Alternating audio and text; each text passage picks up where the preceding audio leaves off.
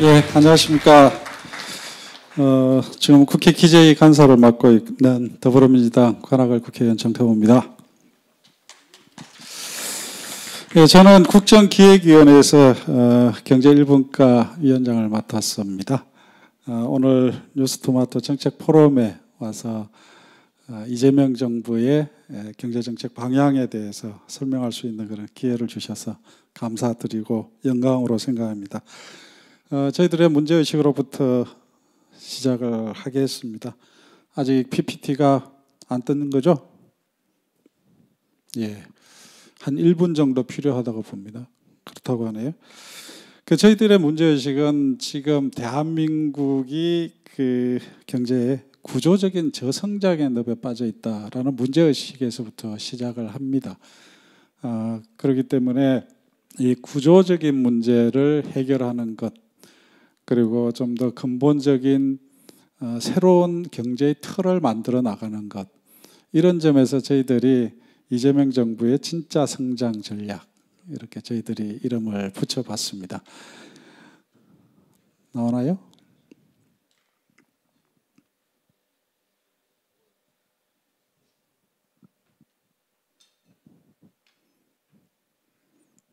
예. 그 진짜 성장 전략의 이유에 대해서 말씀드렸는데, 저희들이 이렇게 다녀보면 그런 얘기를 해요. 그럼 그전에는 가짜 성장이었냐? 그렇게 물어보는 사람들도 계시는데, 뭐 꼭 사실 한 지난 3년 동안이 제가 개인적으로 판단할 때는 성장의 기회를 놓쳐버린 시기였다, 그런 생각을 합니다. 잘 아시다시피 지난 20여 년간 보면은 대통령 임기 5년마다 평균 1% 정도의 성장률이 떨어지는 그런 현상을 보여주고 있는데, 그런 점에서 보면 이 하향하고 있는 우하향하고 있는 잠재 성장률을 어떻게 반등시킬 것인가, 그런 점들이 저희들의 최대 고민이었던 거고요. 그런 점에서 저희들이 이건 제 소개했네. 목차입니다. 예. 그런 우하향하고 있는 잠재 성장률을 어떻게 이재명 정부에서 반등시킬 것인가, 그걸 해낼 수 있는 성장 전략, 바로 그것이 진짜 성장 전략이다, 그런 의미를 담고 있습니다. 여기 그림에서 보시다시피 지금 잠재 성장률이 계속 하락하고 있고, 향후 한 10년 내에 0% 성장률로 떨어질 것이다라는 그런 부정적인 예측이 지배하고 있습니다. 수요, 공급 모든 부분에서 저희들이 성장 동력을 상실하고 있고요. 또 5년 내 노동 투입에 의한 생산성 증가는 마이너스대로 떨어질 걸로 그렇게 예측을 하고 있습니다. 특히 그 성장 동력이 잘 안 보인다라는 지적을 많이 하죠. 기술 혁신 부진, 그리고 또 인구 위기, 이런 것들이 경제 활력을 구조적으로 억누르고 있다라는 문제의식입니다. 구체적으로는 이제 모방 성장, 캐치업 그런 성장의 방식으로는 한계에 도달했고, 그러면서도 또 세계를 선도할 수 있는 그런 기술 혁신이 부진하다라는 문제의식. 인구 구조의 급격한 변화뿐만 아니라 지역, 기업, 계층 간의 격차도 점점 벌어지고 있다는 문제.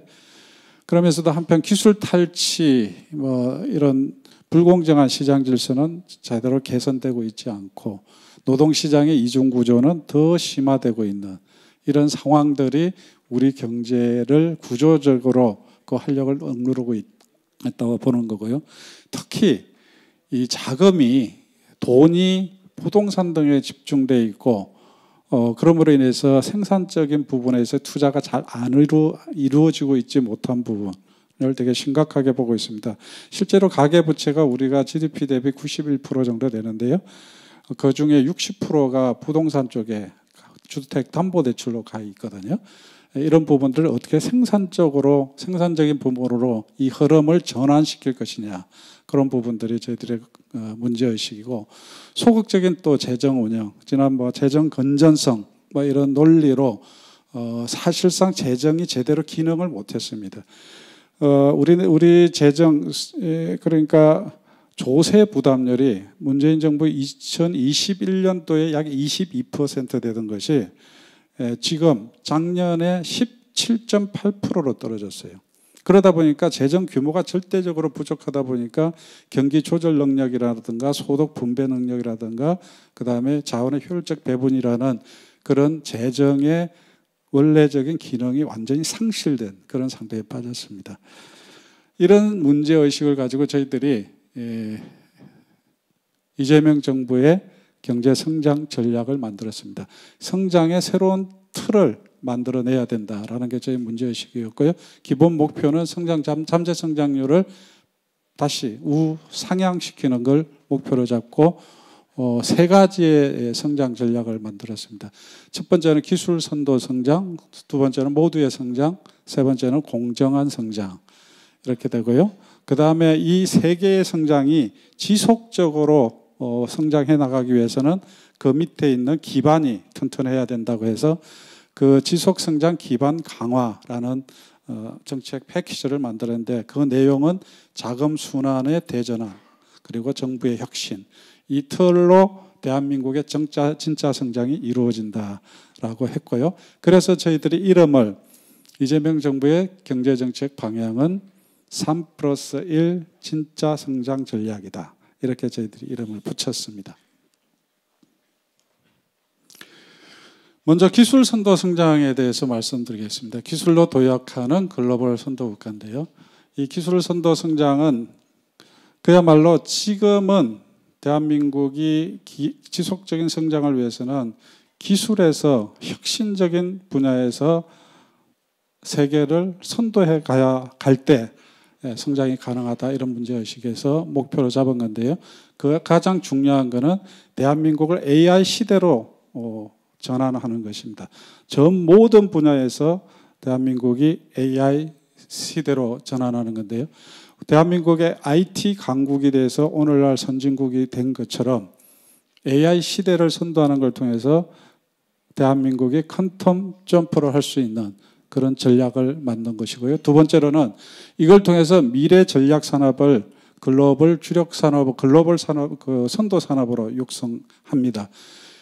미래 전략 산업의 대표적인 것은 바이오, 그리고 기후테크, 그다음에 방산 이런 것들이 되겠죠. 이런 미래 전략 산업들을 글로벌 선도 산업으로 육성하는 거고요. 기존의 주력 산업을 AI를 통해서 업그레이드하는 겁니다. 지금 철강 산업, 석유화학 산업 이런 것들이 우리의 주력 산업들이 지금 경쟁력 위기에 빠져 있습니다. AI를 통해서 그 경쟁력을 다시 높여나가야 된다는 것이고요. 그다음에 국가 R&D 거버넌스 개혁을 통해서 혁신 생태계를 강화시켜 나가는 것. 그리고 교육 시스템의 혁신을 통해서 미래 혁신 인재를 육성하는 겁니다. 지금 대한민국은 AI 인재 순유출국의 탑 랭크에 OECD 국가에서 제일 많은 순유출국이 되어 있습니다. 그래서 미래의 혁신 인재를 육성하는 것뿐만 아니라 해외로 유출되는 것을 막아내고 해외의 우수 인력들을 데리고 오는 이런 3단계 세 가지의 축의 그런 전략을 가지고 미래 혁신 인재를 양성하는 확보하는 그런 목표를 가지고 있습니다. 그리고 글로벌 사우스를 포함해서 경제 영토를 확장해서 하고 또 글로벌 공급망을 다변화해서 수출 1조 원 시대를 만들겠다라는 것이 기술 선도 성장 5가지의 핵심적인 내용입니다. 다음은 모두의 성장입니다. 모두가 함께하는, 모두가 혜택을 받는 그런 국민 성장을 이룬다라는 건데 첫 번째는 벤처 투자 시장을 확대하는 겁니다. 약 40조 규모의 투자 시장을 만들어내고요. 그 다음에 벤처 창업을 활성화해서 양질의 일자리를 공급하는 걸 통해서 청년들에게 희망을 만들어주는 것. 이게 첫 번째고요. 5급 3특 서울대 10개 만들기 등을 통해서 국가 균형 발전을 실현하는 겁니다. 그리고 지역상권 활성화 등 활력이 넘치는 민상경제. 아까 기본사회에서 우리 박홍근 의원께서 말씀하신 것처럼 기본사회론 등을 포함하는 사회 안전망을 강화하는 것이고요. 그 다음에 청년 고용 확대, 일가정 양립 등 인구 위기를 극복하는 것도 중요한 정책 과제입니다. 마지막으로 공정한 경제인데 성장인데요. 기회가 열리는 공정 경제입니다. 기술 탈취 이런 현상들은 대기업에 의해서 중소기업의 또는 혁신기업의 기술들이 탈취되는 이런 일들이 여전히 개선되고 있지 않습니다.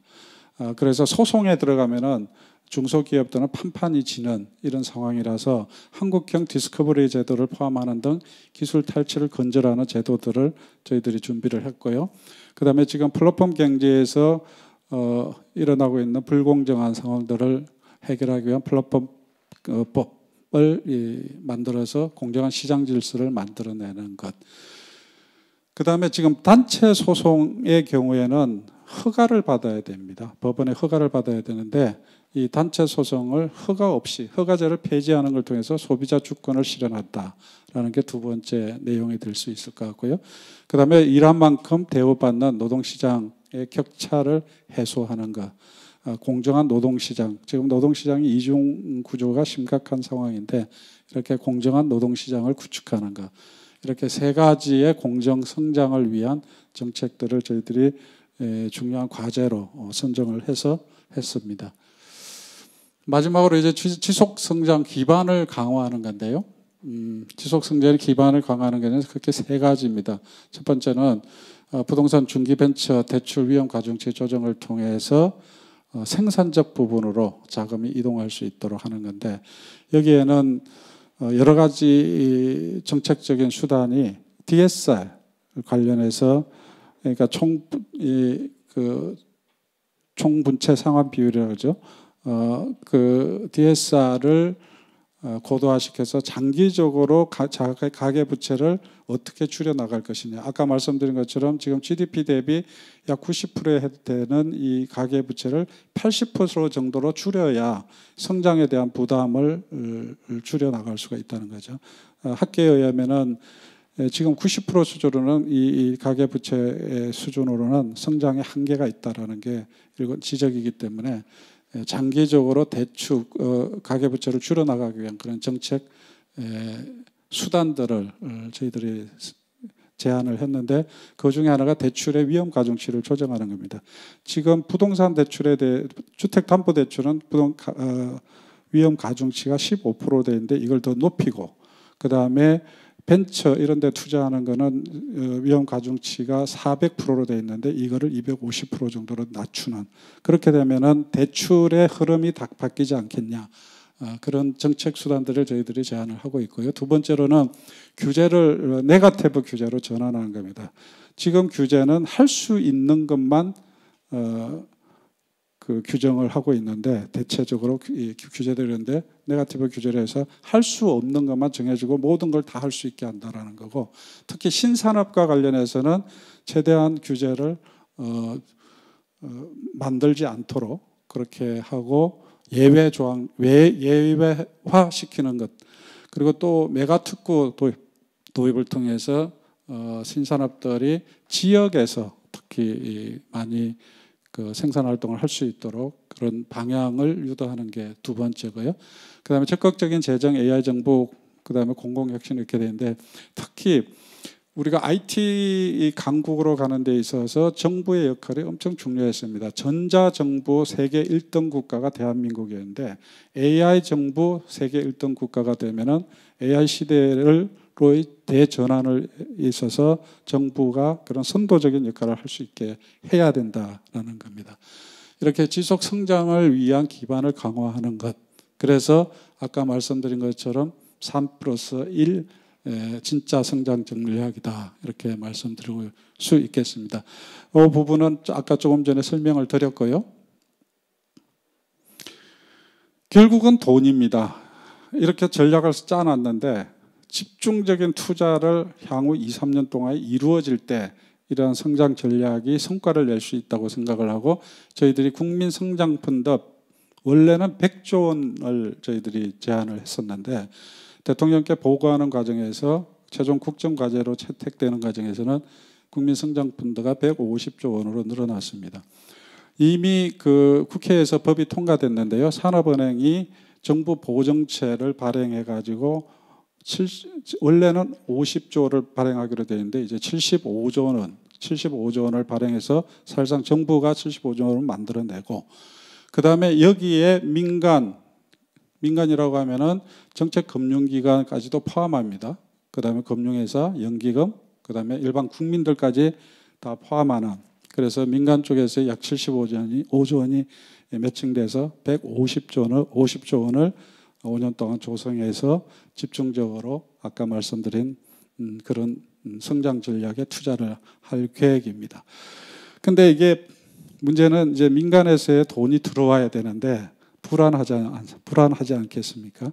그래서 정부가 손해가 나더라도 후순위로 서가지고, 예를 들어서 10% 손해가 봤다. 어떤 펀드가 있으면 10% 손해봤다 그러면 그 10%는 정부가 책임져 주는 거죠.